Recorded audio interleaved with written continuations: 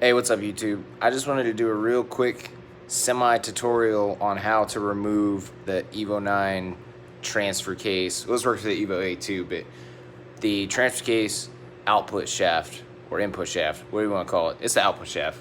Input shaft goes into the engine or into the transmission. Output shaft comes out the transfer case, right? So here's what I did. I don't have a fucking slide hammer. So here's the output shaft. And here's the AC compressor bolt, which matches the thread pitch and everything. I took my fucking engine hoist chain and my 32 mil axle socket and a nice washer to close the gap.